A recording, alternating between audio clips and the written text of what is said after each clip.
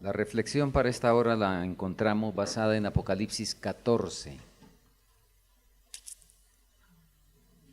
Apocalipsis 14, y vamos a detenernos de manera particular en algún aspecto del versículo 1. Después miré, y he aquí el Cordero estaba en pie sobre el monte de Sión, y con él 144,000 que tenían el nombre de él y el de su padre escrito en la frente. Versículo 4. Estos son los que no se contaminaron con mujeres, pues son vírgenes. Estos son los que siguen al Cordero por donde quiera que va. Estos fueron redimidos de entre los hombres, como primicias para Dios y para el Cordero. Y en sus bocas no fue hallada mentira, pues son sin mancha delante del trono de Dios. El apóstol acaba de ver un cuadro de total prueba y examen. Acaba de contemplar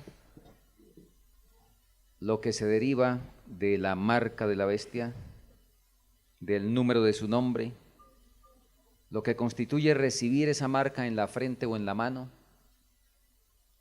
y el caos que por tal situación se desarrolla. Entonces ve a un grupo, y ese grupo está acompañando al Cordero en el monte de Sión.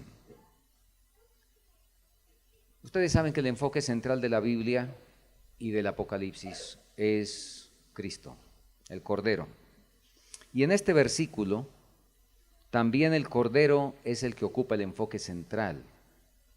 Sin embargo, en esta reflexión vamos a, teniendo por supuesto como punto de referencia el Cordero, pero a detenernos en otros aspectos que esperamos sean de profundo significado y de gran importancia en nuestras vidas.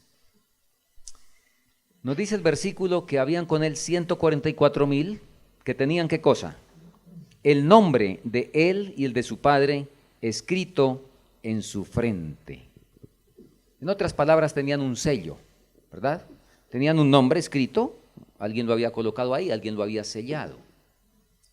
¿De qué se trata ese sello? Bueno, esa palabra de sello, de manera específica la menciona el apóstol Pablo. En segunda de Timoteo, capítulo 2, el versículo 19, segunda de Timoteo 2:19, leemos lo siguiente. Pero el fundamento de Dios está firme, teniendo este sello. Conoce el Señor a los que son suyos, y apártese de iniquidad todo aquel que invoca el nombre de Cristo. Teniendo este sello, ¿cuál es el sello? Conoce el Señor a los que son suyos. ¿Qué se escuchó desde el cielo cuando Jesús fue bautizado? Una voz. ¿Y qué dijo la voz? Este es. ¿Eso qué implica? Conocer a alguien. Este es mi Hijo amado en quien tengo complacencia. Conoce el Señor a los que son suyos. Ese es el sello. Y por supuesto, los que son suyos, pues tienen que parecerse a Él. Tienen su genética.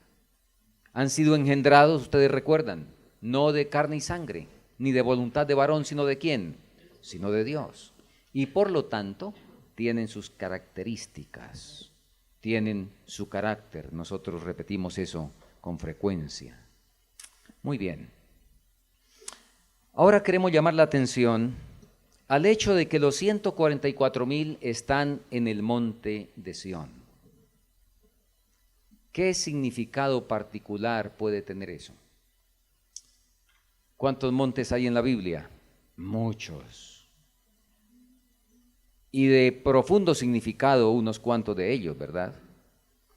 Por ejemplo, si empezamos con el Génesis, encontramos en el capítulo 8 Y en el versículo 4, que aparecen ahí unos montes, monte de Ararat. ¿Qué nos recuerda eso? ¿Qué pasó ahí? ¿No podríamos asociar de alguna manera el monte Ararat con la salvación? Siendo que ahí fue donde reposó el arca y fue donde encontraron el puerto después de tan terrible caos, Noé y su familia. El monte Ararat puede ayudarnos y puede sernos un símbolo apropiado de salvación. Pero el Cordero no está en el monte Ararat. Bueno, vamos a examinar otros montes. ¿Qué les parece el monte Moria? Que lo encontramos ahí en el mismo libro de Génesis, el capítulo 22. ¿Qué les parece el monte Moria? ¿Qué recuerdan ustedes del monte Moria? Uy, en ese lugar tuvo la mayor prueba que ha existido para un ser humano después de nuestro Salvador. Abraham fue probado como no lo ha sido probado ningún otro ser humano. Y en esa prueba salió victorioso, ¿verdad? En esa prueba, sencillamente, Dios fue honrado. Ustedes recuerdan ese día, la expresión para mostrarnos el beneplácito del universo. Abraham creía que estaba solo con el Hijo, pero los ojos de todo el universo estaban fijos en el monte Moria. Y ustedes recuerdan que dicen la sierva inspirada que el cielo entero aplaudió la fidelidad de Abraham y la sumisión de Isaac. Monte Moria, señal de entrega, lo que hablábamos ayer. Creo que Abraham había construido el altar, ¿verdad? Eso sí fue altar el que construyó en ese monte. ¿No sería apropiado de que estuviera ahí el Cordero? Además, ¿ustedes recuerdan qué más pasó en el monte Moria? ¿Se acuerdan? ¿Qué más ocurrió? A ver, Segunda de Crónicas 3:1 nos dice que ahí en su cumbre pasó algo. Ahí fue construido el templo.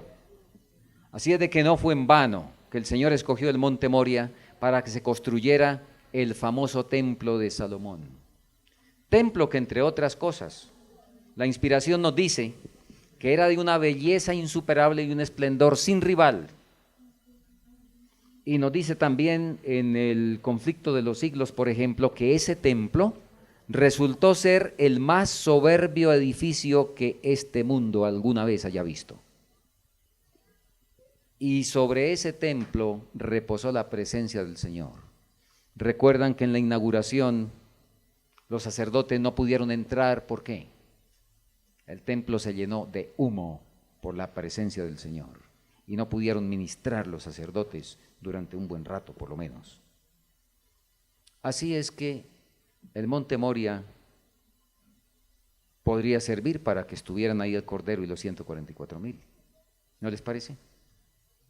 Pero tampoco está ahí. Bueno, exploremos otros dos montes porque debemos llegar a Sión. ¿Qué les parece el monte Carmelo? ¿Qué ocurrió en el monte Carmelo? En el monte Carmelo el pueblo tuvo que decidirse entre Baal y Dios. En el monte Carmelo hubo un descenso ¿de qué? De fuego. Y nosotros recordamos y siempre hablamos de quién lo asociamos con el fuego. ¿De qué capacitación que recibiremos? ¿De qué agente celestial? Del Espíritu Santo. Hermanos, Elías construyó el altar sobre el monte Carmelo. Construyó el altar con las medidas, ¿verdad?, que veíamos ayer. Y entonces descendió fuego, y nos dice la expresión allá en Primera de Reyes, que ese fuego consumió ¿qué? Primera de Reyes 18 y el último versículo, el 38, nos dice que ese fuego consumió, lamió el agua, también las piedras, etcétera. Cuando entreguemos el holocausto, cuando nos ofrezcamos realmente el holocausto, entonces va a venir el fuego de arriba y va a consumir el polvo de nuestra mundanalidad y todo lo que estorbe. Así es que, sin duda, y repito, ese día se definió el pueblo, se le colocó frente a una decisión entre Dios y Baal. Cuando el Señor derrame su espíritu de manera plena, el mundo tendrá que definirse entre Dios y Baal otra vez.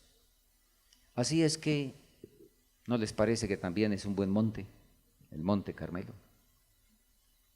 Pero el Cordero no está en el monte Carmelo. Vamos a otro y dejemos hasta ahí nuestro recorrido antes de pasar al Sión. ¿Qué les parece el monte Sinaí? ¿Qué les parece el monte Sinaí? ¿Qué ocurrió allá? Sabemos, fue dada la ley en medio de truenos y relámpagos. A mí me encanta la descripción que hace Nehemías en el capítulo 9. Nehemías, el capítulo 9 y el versículo 13 resume de una manera excelente lo que ustedes saben muy bien. Nos dice la palabra, versículo 13 de Nehemías 9. Y sobre el monte de Sinaí descendiste y hablaste con ellos desde el cielo y les diste juicios rectos, leyes verdaderas y estatutos y mandamientos buenos. Leamos el 14. Y les ordenaste el día de reposo, o sábado, santo para ti, y por mano de Moisés tu siervo les prescribiste mandamientos, estatutos y la ley. ¿Sobre qué girará el último gran conflicto? ¿Sobre qué punto específico va a girar el último gran conflicto? Muy bien, monte Sinaí. Y por eso es que el Apocalipsis dice que el dragón se airó contra la mujer y se fue a hacer guerra contra los otros de la simiente de ella, los cuales guardan los mandamientos de Dios. Y por eso, para quienes entran en esa práctica, el Apocalipsis termina con una bienaventuranza. Bienaventurados los que guardan sus mandamientos, para que su potencia sea en el árbol de la vida y entren por las puertas en la ciudad. Muy apropiado entonces, y dado que se trata del conflicto final, que el Cordero hubiera estado en el monte Sinaí, porque después de todo, en torno a eso va a ser la definición del conflicto. Pero tampoco está el Cordero en el monte Sinaí. ¿En dónde está? En el monte Sión. ¿Qué tiene el monte Sión? ¿Qué tiene el monte Sión para que en él esté una escena de victoria final? Bueno, debemos ir a la historia. Debemos ir a la historia, pero antes de ir a la historia y de los tantos pasajes bíblicos que mencionan el monte Sión, vamos a escoger 3. Salmo 2:6, para ver características del monte Sión. Y en el Salmo 2:6 nos dice la palabra lo siguiente: yo he puesto mi rey sobre Sión, mi santo monte. Entonces, Sión es un monte ¿de qué? ¿De qué? De santidad. Y con un sinónimo, pero para destacar este aspecto, si vamos ahí mismo en el Salmo, en el capítulo 50 y el versículo 2, encontramos que dice, de Sión, perfección de hermosura. Entonces, número 1, el monte Sión es un monte ¿de qué? De santidad. Número 2, ¿de qué? De perfección. Y un texto más solamente. Segunda de Reyes 19:31.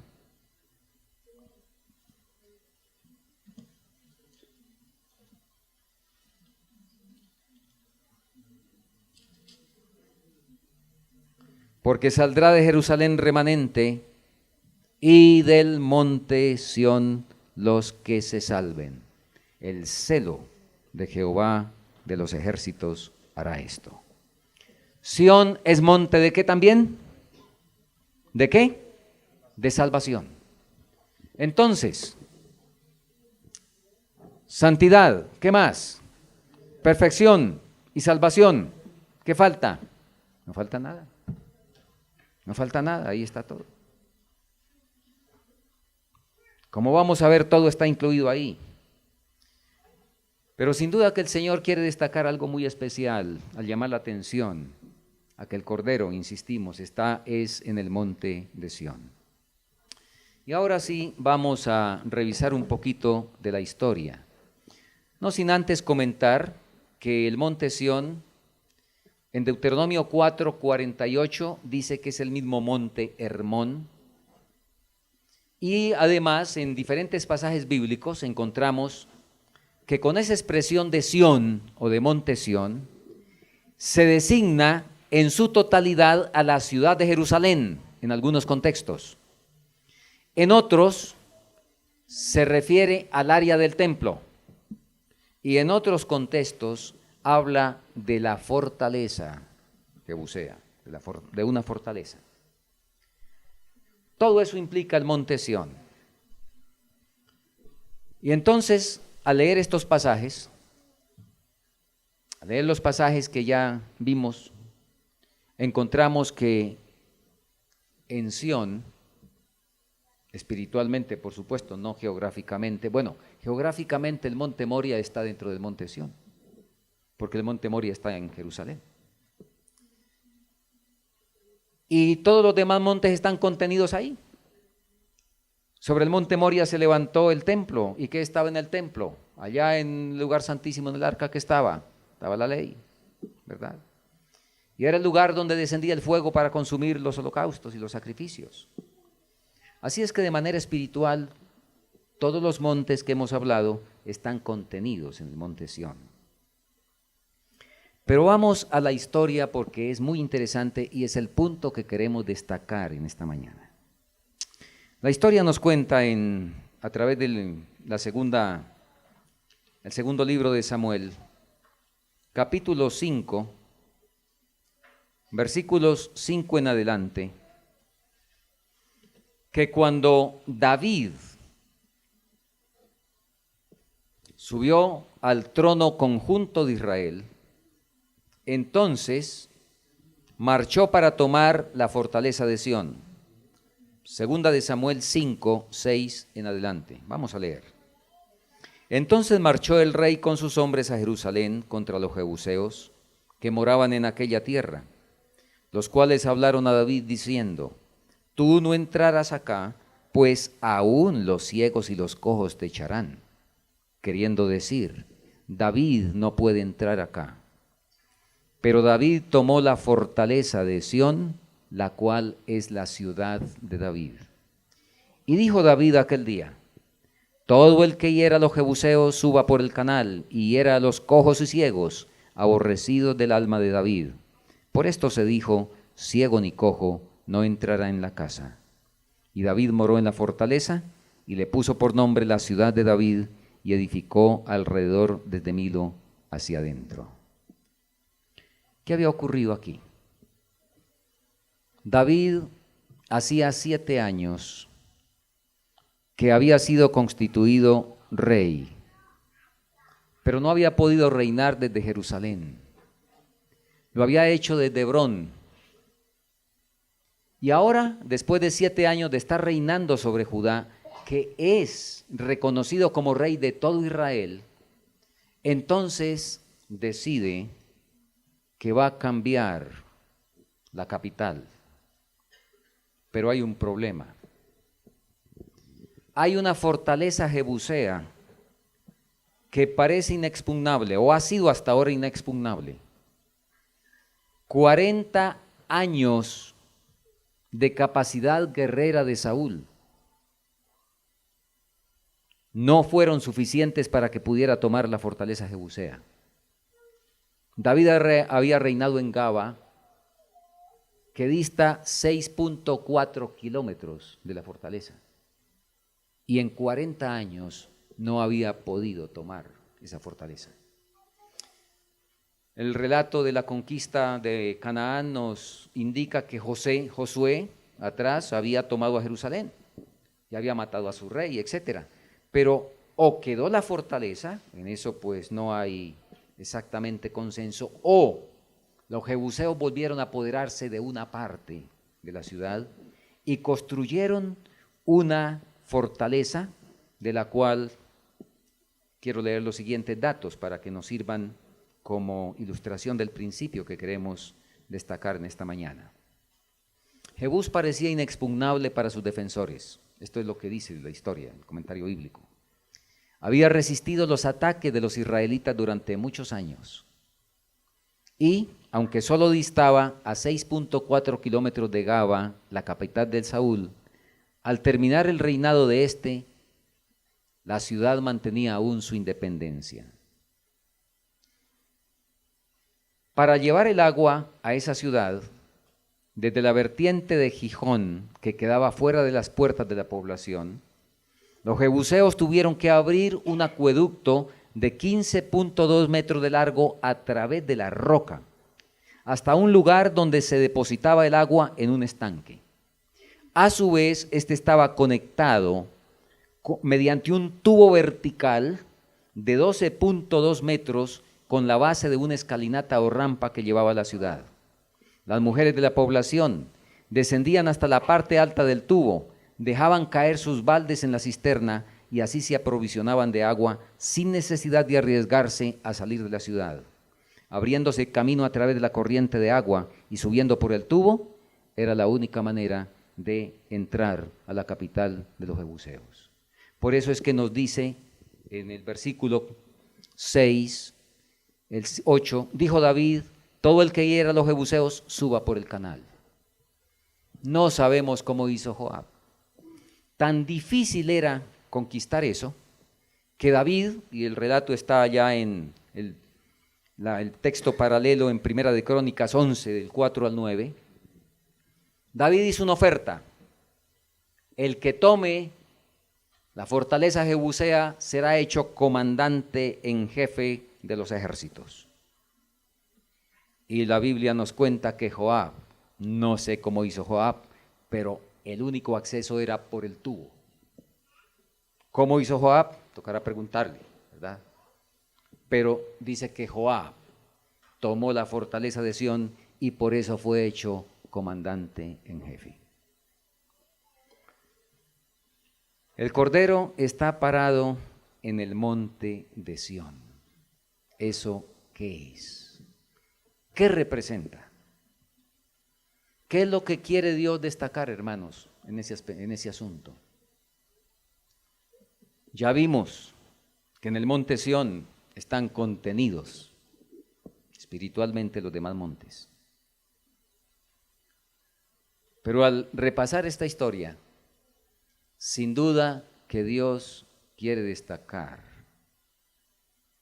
que únicamente estarán en la cumbre del monte que veíamos ayer en Ezequiel, donde todo será santísimo.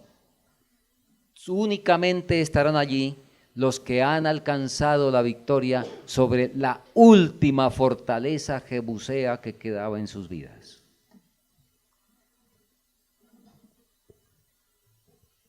Alguien que ha nacido de nuevo ha venido conquistando el pecado, ha venido ganando victorias sobre defectos de carácter. Con algunos la lucha es relativamente fácil, con otros más difícil. Y en la vida de cada ser humano hay alguna fortaleza jebusea que se ha atrincherado en el tiempo y que por diferentes razones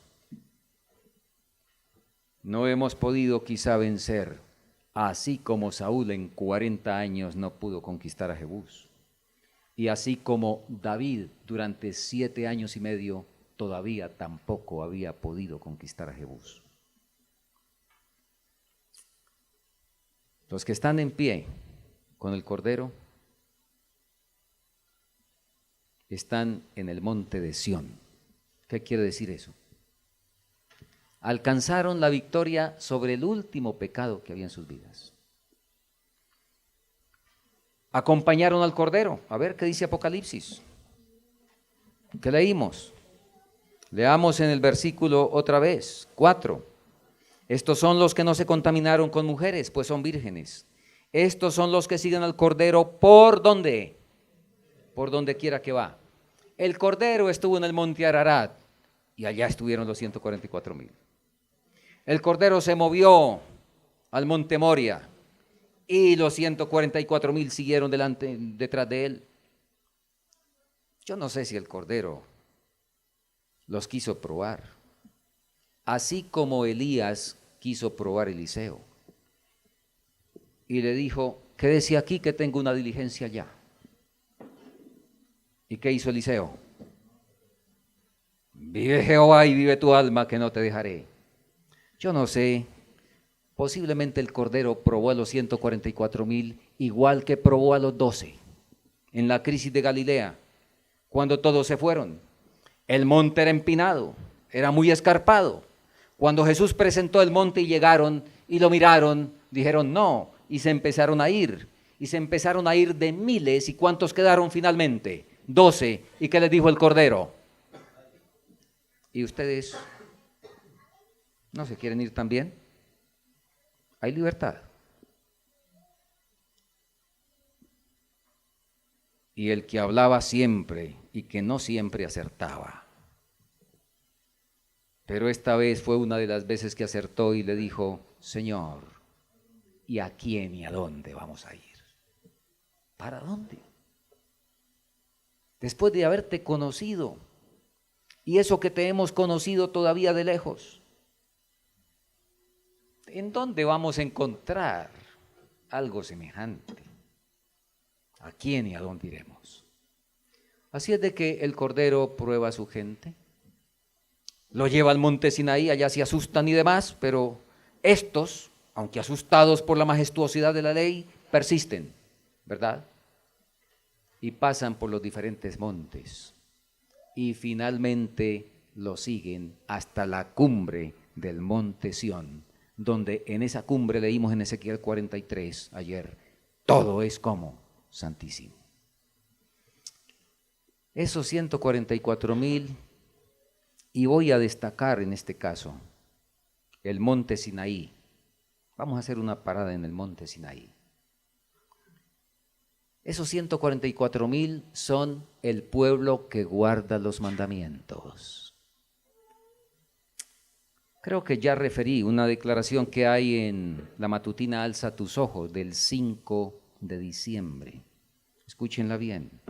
Textualmente dice lo siguiente: cuando estemos diariamente bajo el control del Espíritu de Dios, entonces seremos el pueblo que guarda sus mandamientos. Repito, cuando estemos diariamente bajo el control del Espíritu de Dios, entonces seremos el pueblo que guarda los mandamientos. Pregunto, ¿guarda los mandamientos la mujer en su totalidad? ¿Guarda los mandamientos la mujer de Apocalipsis 12:17? A ver, hablemos bien claro. Esa mujer actualmente la componen más o menos 18 millones de miembros. ¿Guarda la mujer los mandamientos? Eso no dice la Biblia. La Biblia dice que los mandamientos los guarda un remanente de la mujer, no la mujer. La mujer los puede hablar, los puede decir, puede enseñar la doctrina de los mandamientos, pero a ver si hacemos algún examen sencillo, y un examen simple, externo, la cosa más sencilla. ¿Cuántos de los 18 millones que componen la mujer. Y hablando de una cosa externa que es tan fácil hacerla, yo creo que lo más simple que puede existir en relación con la guarda del sábado es recibirlo a la puesta del sol. Que eso es lo más simple que podía haber y de hecho es una cosa externa.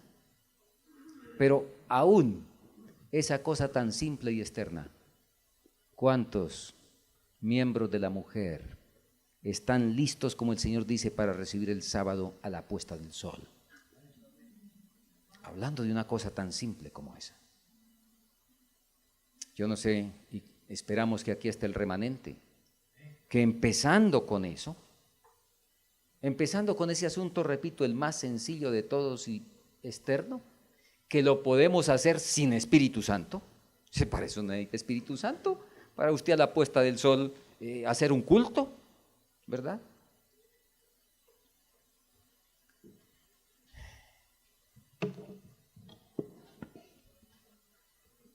Muchos, el sábado es un día de asueto o de recreo.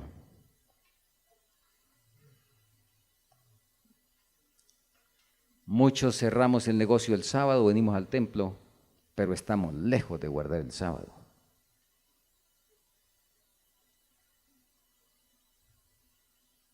Venimos al sábado, entramos en el sábado con alguna diferencia a nivel de nuestro trato con alguien. Tuvimos alguna incomprensión durante la semana con los miembros de la familia y no la arreglamos, pero venimos al culto el sábado. Estamos lejos de guardar el sábado. Tenemos diferencias con cualquier otro miembro de la comunidad y no hemos arreglado eso antes del sábado. Recuerden ustedes, cuando se habla de la guarda del sábado, la hermana Juay en Joyas de los Testimonios hace una lista de cosas externas y que obviamente tienen su lugar y deben ser un resultado.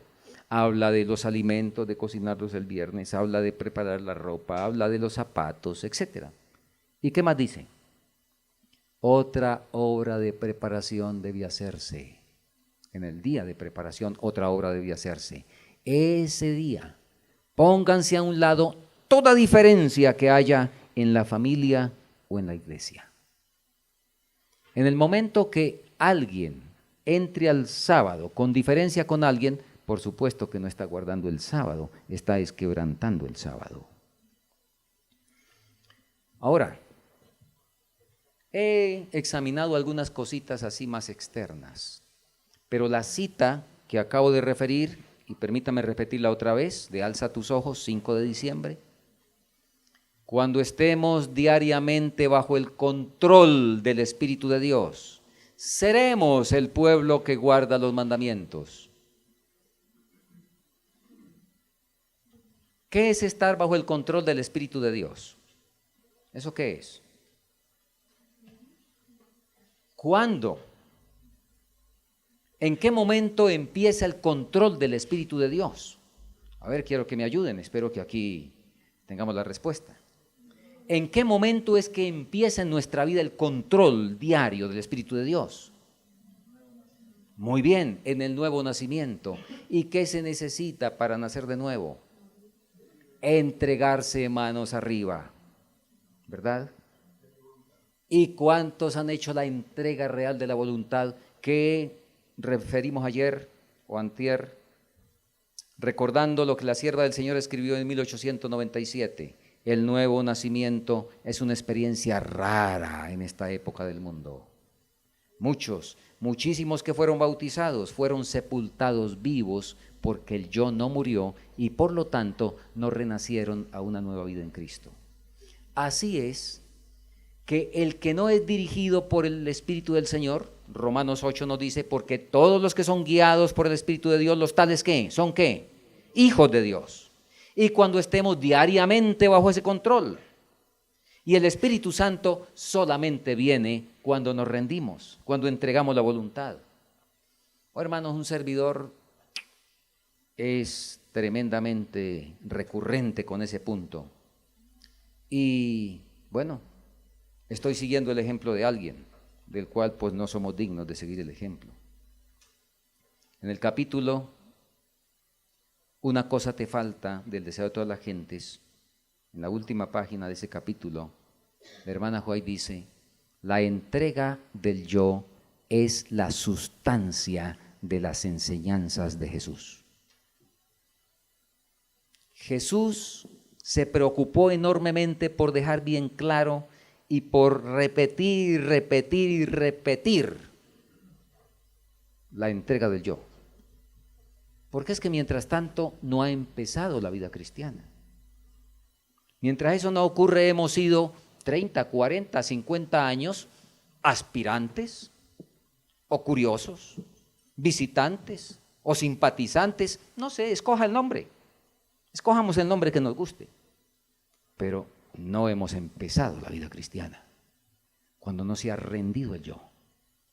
Y ahí es que empieza el control diario del Espíritu Santo, y entonces seremos el pueblo que guarda los mandamientos. Por eso es, como son tan pocos los que han rendido la voluntad, es un remanente. Por eso es, como estamos diciendo en Apocalipsis 12:17, la mujer no guarda los mandamientos. Guarda los mandamientos el remanente, y por eso es que la persecución y la guerra del dragón, ¿contra quién es? Contra el remanente que guarda los mandamientos, y los puede guardar porque está bajo la dirección y bajo el control del Espíritu de Dios. Bien, pero resulta, hermanos, que incluso eso de guardar los mandamientos, el monte Sinaí antecede al monte Sión. Porque usted puede guardar los mandamientos teniendo todavía un defecto de carácter, no acariciado, por supuesto, no excusado, un defecto de carácter, 2 o 3, que todavía no los ha vencido, pero está luchando con ellos, está teniéndolos como motivo de oración. Usted puede perfectamente ser el pueblo que guarda los mandamientos y estar dentro de alguien que es dirigido por el Espíritu del Señor, aunque le falta todavía victorias por ganar. ¿Correcto? Por eso es que el monte Sión es más grande que el monte Sinaí. Porque en el monte Sión, allá no puede llegar con un solo defecto de carácter. Y el Señor está tan ansioso, hermanos, en este día de la expiación, no solo de perdonar. Recuerden, no estamos en el día de simplemente ser perdonados del pecado, sino estamos en el día en el cual son borrados los pecados. Y yo no sé ustedes, yo he escuchado un poco de discusiones en relación de cuándo es que el Señor borra los pecados, que si los borra cuando los perdona, o cómo es esa cuestión del perdón y del borramiento. Bueno, creo que el santuario nos explica eso de una manera sencilla, muy concreta, ¿verdad? Durante el ritual y durante el servicio anual, los pecados eran ¿qué? Perdonados, remitidos allá al santuario. ¿Y el día de la expiación qué eran? Borrados. ¿En qué día estamos hoy? Entonces es un día ¿para qué? Pero bueno, en el día de la expiación, en el día en que estamos, al Señor le toca hacer las dos cosas, ¿verdad? No se puede borrar sin perdonar. Así es de que en primer lugar hay que perdonar, por supuesto, y de hecho el Señor perdona, y de hecho recuerden que en el día de la expiación se ofrecían también los dos sacrificios normales. Así es de que ese día, a través de esos dos sacrificios, el Señor sin duda estaba pensando más en nuestra época que en su época, porque se prestaba mucho para ese tiempo, que ese día quizá no hubiera existido sacrificios, pero el plan de salvación es una ilustración para todas las edades. Así es que en este día de la expiación el Señor está perdonando, pero muy especialmente quiere borrar. ¿Y cómo son borrados los pecados? ¿Cuándo son borrados? Cuando usted venza el último, entonces el Señor los borra a todos. Ahí los tiene todos amontonados, están perdonados, pero solamente es cuando ya se vaya a sellar su cuenta. Solamente es cuando usted gane victoria sobre el último que el Señor le pase el borrador a todos. La historia de Jacob. no nos enseña eso. La historia de Jacob nos enseña que Dios está ansioso de borrar todo pecado que vaya siendo vencido. Porque ustedes recuerdan, ¿cuál fue el principal pecado de Jacob? El principal, hablo en lo que respecta a problemas que le trajo. ¿Cuál era? ¿Cuál fue? El engaño. ¿Cuándo se arrepintió Jacob de ese pecado?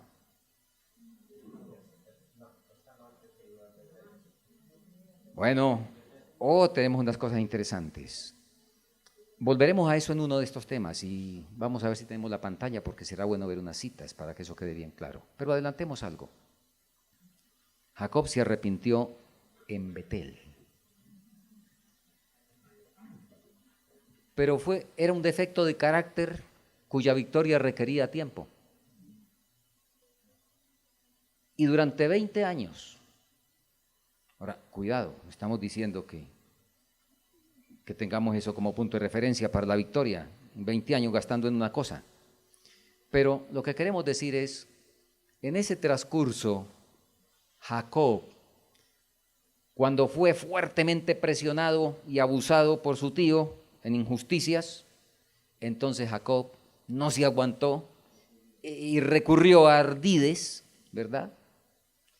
Pero en Jaboc ya había alcanzado el punto donde, como dice la hermana Juay en Hechos de los Apóstoles, que los santos hombres de Dios, hombres que prefirieron morir antes que cometer a sabiendas un acto pecaminoso.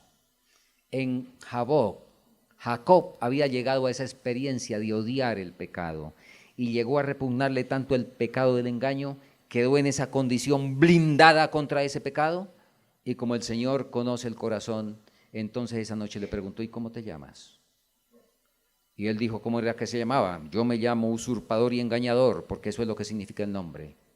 El Señor le dice: a partir de este momento te cambio de nombre porque has vencido. Es lo que dice Apocalipsis. ¿A quién se le da la piedra blanca con el nombre nuevo? ¿Al que confiesa o al que vence? Al que venciere le daré una piedrecita blanca y en la piedrecita un nombre nuevo. Jacob recibió esa noche la piedrecita blanca con el nombre nuevo porque había vencido. Pero vencido es de pecado. Porque seguía con otros problemitas. Por lo menos yo sé de uno. No sé ustedes cuántos habrán descubierto. Por lo menos yo sé que Jacob tuvo la imprudencia como papá, ¿de qué? De una predilección con José que causó y despertó o aumentó los celos de sus hermanos y que terminaron en tragedia, por lo menos durante muchos años. Una tragedia que se constituyó en bendición, pero que para Jacob fue un tremendo motivo de tragedia. Eso era señal de que todavía había imperfección. Muy bien. Hermanos, ¿cuál es? Y esta mañana nuestra reflexión apunta a este punto que estamos destacando. ¿Cuál es la fortaleza jebusea que todavía hay en su vida, en mi vida? O no sé cuántas queden.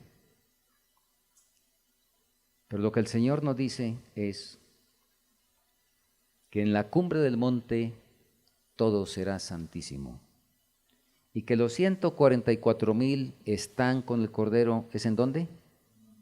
Es en el monte de Sión. Hay cosas que quizá durante años nos han rondado, sabemos que están incorrectas, pero no hemos tenido la suficiente decisión para hacerle frente. Y me llama la atención, por ejemplo, el lenguaje del profeta Jeremías, porque el profeta Jeremías le habla a gente que ha salido al campo, entre las tantas cosas que habla, y dice unas cosas fuertes para gente que ha salido al campo. Y ustedes saben que el mensaje del campo es un mensaje para el pueblo de Dios de los últimos días. Que hay que hacerlo como el Señor dice, pero es un mensaje, ¿verdad? Jeremías 13, 27.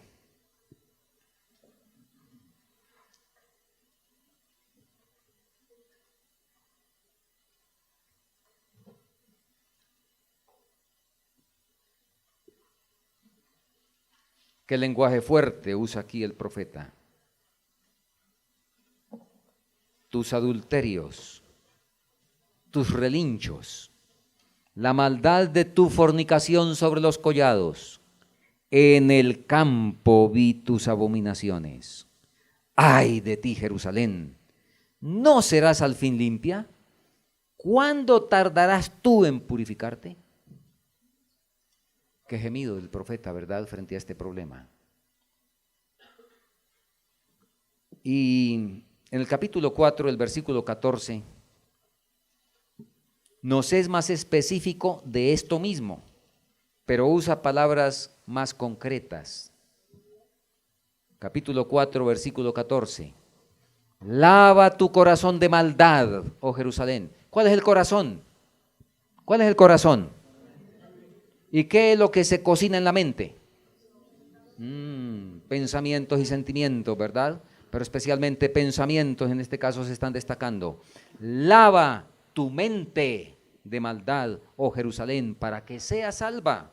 ¿Hasta cuándo permitirás en medio de ti pensamientos de iniquidad?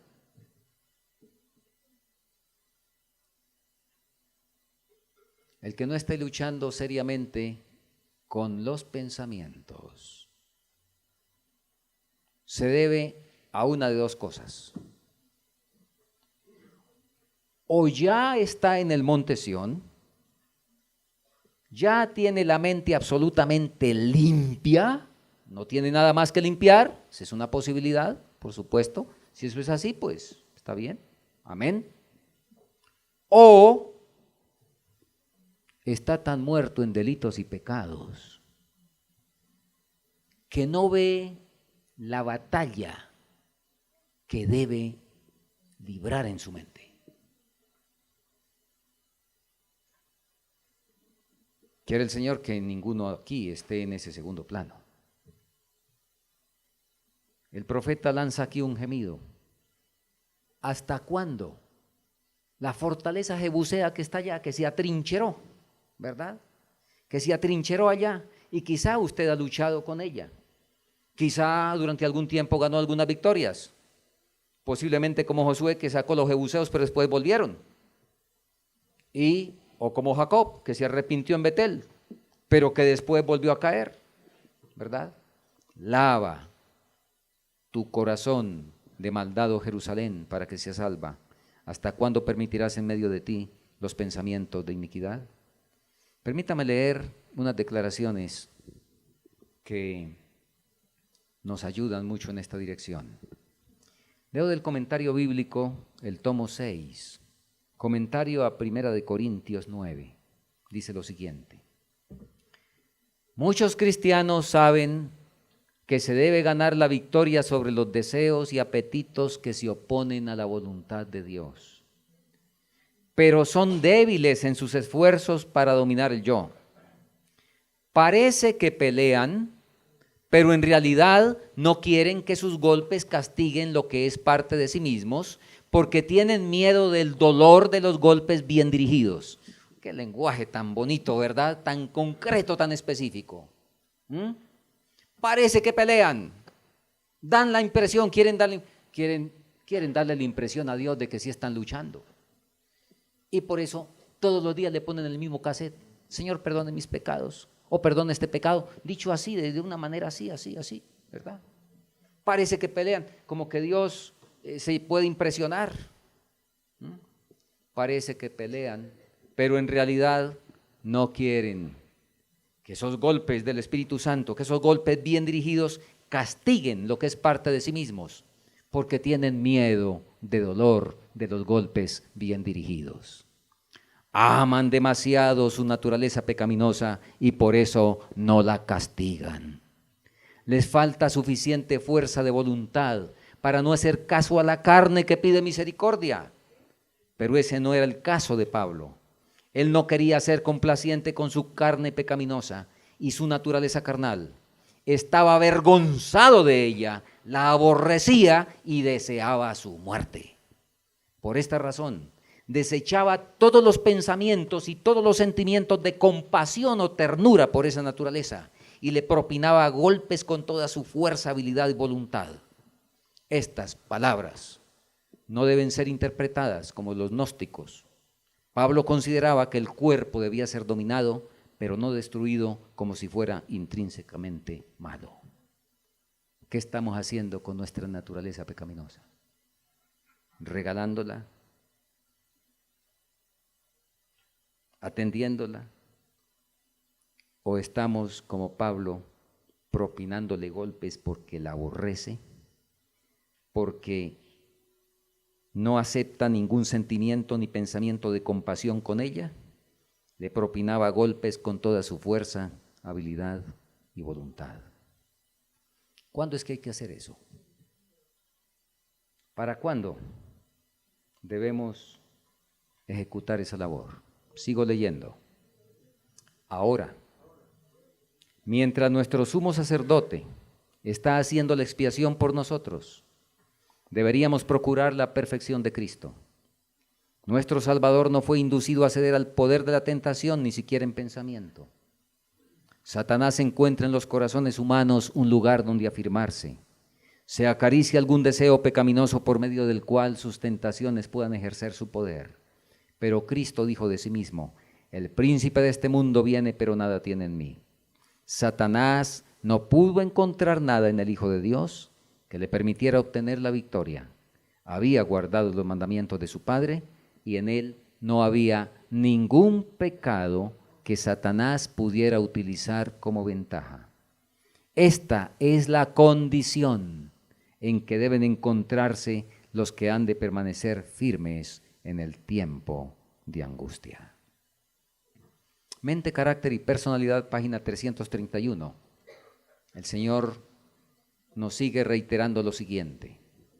Y escuchen bien, la paginación es corrida, este es tomo 1. 331, mente, carácter y personalidad.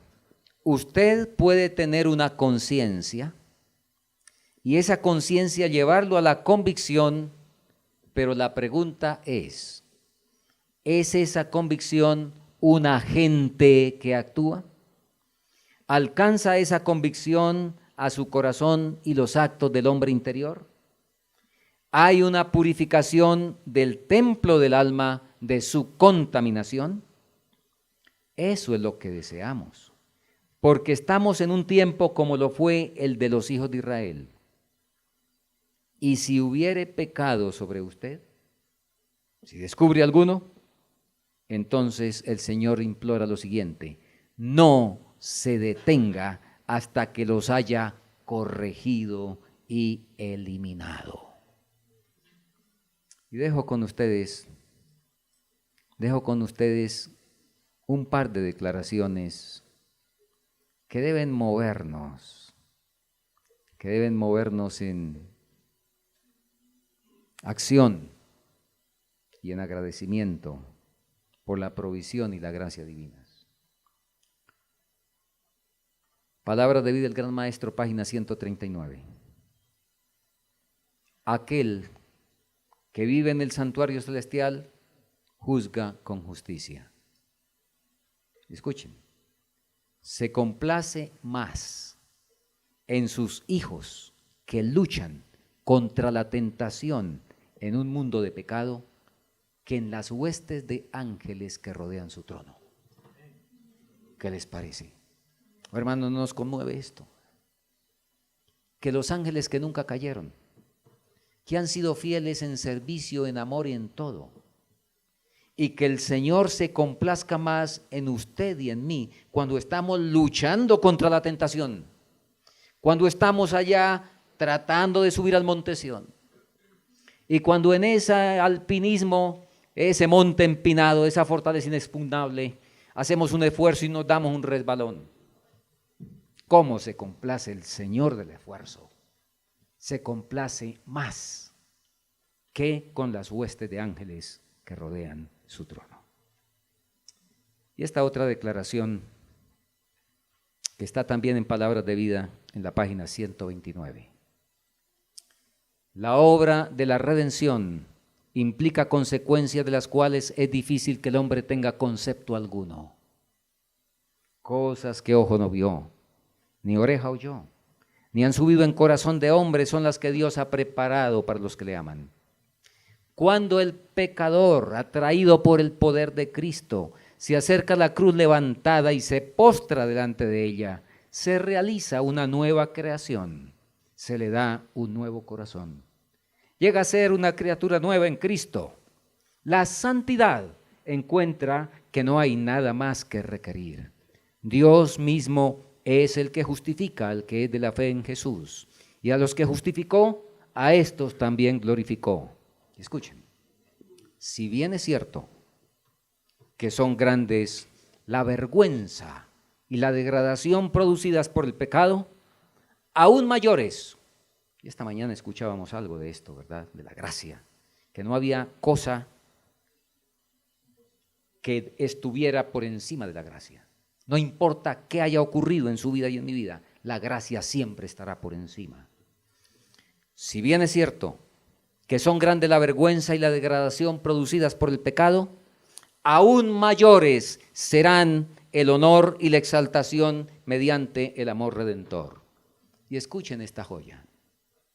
A los seres humanos que se esfuerzan por estar en conformidad con la imagen divina, se les imparte algo del tesoro celestial, una excelencia de poder que los colocará aún por encima de los ángeles que nunca han caído. Fuimos creados un poco menor que los ángeles, pero los que se esfuercen, los que accedan, los que decidan subir al monte Sión, estarán con el Cordero y serán colocados por encima de los ángeles que nunca cayeron. ¿Alguno aquí esta mañana quisiera eso? Vamos a arrodillarnos.